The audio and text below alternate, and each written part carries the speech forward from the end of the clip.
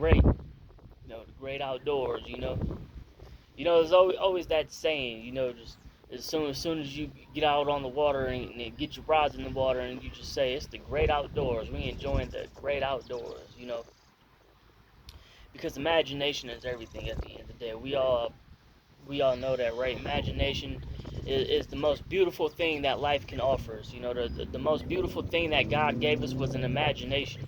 At the end of the day, where you just get to imagine beautiful things to happen. Beautiful things to happen. And I think that a lot of us, we just imagine things not so great to happen. Things that are not so great to just manifest into a reality, which is just straight. I don't know what to call it, but because I can't think right now. But it's not correct to think like that. At the end of the day, right? It's just not correct. But I like to get out here and get inspiration at the end of the day, because when I get out here, I start thinking about my projects. I start thinking about my imagination opens at the end of the day, right? And I start thinking about things, and that's how I get inspiration for my projects, right? And that's a beautiful thing. Is you have to imagine things, right? You have to imagine things to become a reality at the end of the day. And so, yeah, I like that.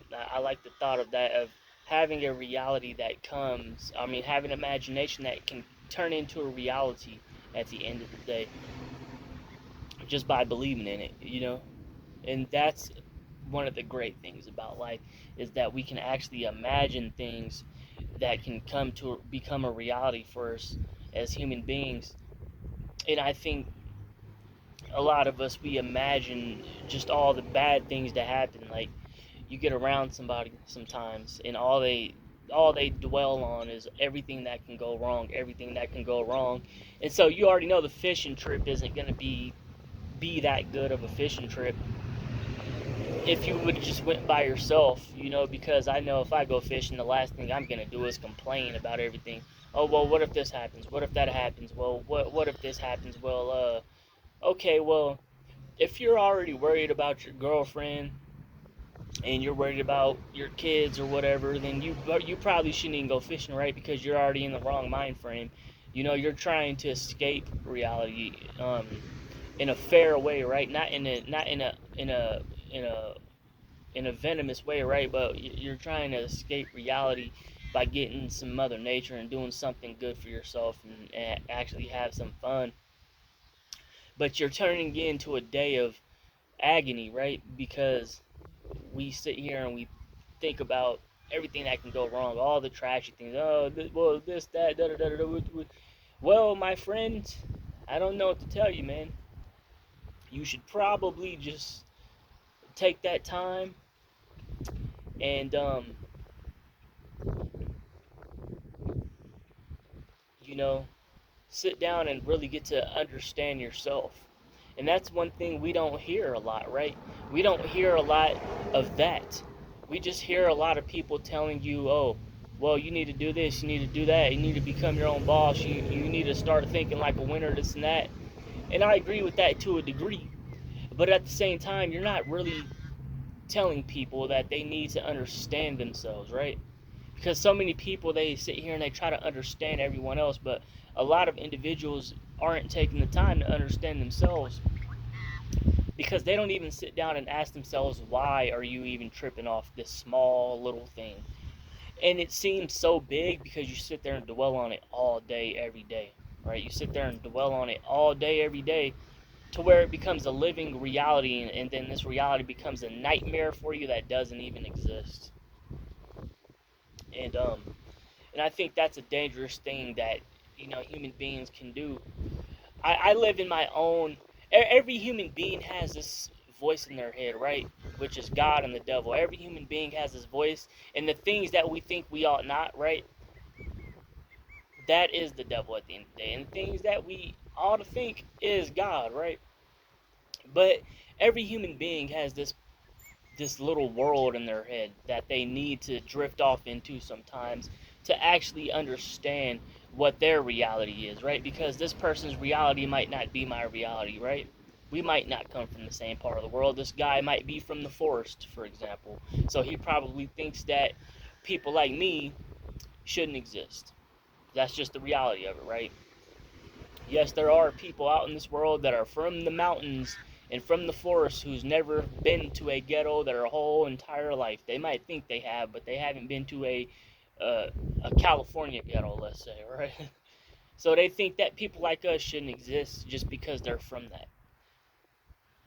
But people like me, I understand both worlds, right? Because I'm somebody that growing up in school, I didn't really hang out with people at school. I hung out with my friends in the streets, right? But I was friends with everybody. I was friends with the football players. I was friends with the other street guys like myself. I was friends with the nerds. I was friends with the Pokemon and Yu-Gi-Oh guys. I was friends with the basketball players, right?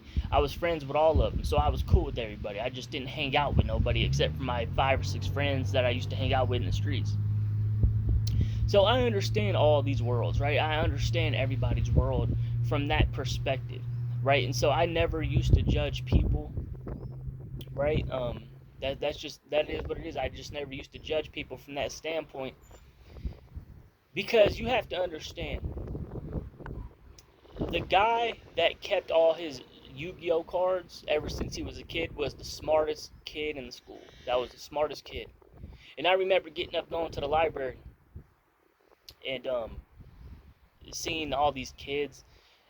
Sometimes like me and my ghetto friends, we'd get into it sometimes, and they would snitch on us because they were like superly overly square. Not all of them, but they were superly overly square, and they just kind of wanted. They had that Yu-Gi-Oh dominant mind frame where they just kind of wanted to dominate the library, and they didn't want guys like me that can come and infiltrate their little operation, right? As ghetto, me and my ghetto friend used to go in there, and sometimes we used to steal Pokemon cards and stuff, and we used to, you know, bully people sometimes. So they would try to get us the heck up out of that library on lunchtime sometimes. Yeah, we didn't go to the library every time for lunch, but sometimes they would get us the heck up out of there sometimes. And these guys would snitch on us, or even then, these Yu-Gi-Oh guys would set us up and get us in trouble in there. Not all of them, because we were friends with some of them, but not all of them. Some of them just didn't like us. But the guy that kept going to that library every day for lunch, playing Yu-Gi-Oh, and kept all his Pokemon cards, that was the smartest kid in the entire school at the end of the day. You know, because you actually get to separate yourself. Like you willfully separate yourself, and you don't even have the intent to separate yourself for that reason, but you're just separating yourself just to play cards. And that's the best way to actually live your life. And that's the best way to live life is to just have this form of separation from anything at the blink of an eye, right? You just separate from all this BS that people are feeding into, all this BS that people just keep trying to feed your mind because they're feeding their mind with it. And so when we get around these individuals, they start trying to feed all this stuff into your mind. It's like, hey, I can't even apologize for who I am, but I refuse to sit here and dwell on all of this BS that you don't need to dwell on, right? It makes no sense to sit here and dwell on it. Why are you even thinking about this stuff, right? Out of all the things right now that I could be thinking about, I'm thinking about audio production and software development. Those are the two things I'm thinking about right now, right? And it eats at my soul to know that there's somebody right now who can be doing what I'm doing, right? Not doing nothing that's toxic, and they're sitting around dwelling about every little small thing that could potentially go wrong, and so it makes them not want to do literally anything and not have any kind of fun for themselves, right? And everybody has funs in their own different ways. If you're a jet skier, hey, you go do your jet ski. I don't jet ski, I'm a fisherman. So if I'm by the water, I'm gonna fish. I don't do jet skis. Either I'm broke or poor, I could care less. Somebody else might like going to the club and dancing and getting that groove on. Me, I don't do that. I'm not knocking you if that's what you do. Hey, more power to you, bro. Go have a couple of beers and enjoy your life if that's what you like doing.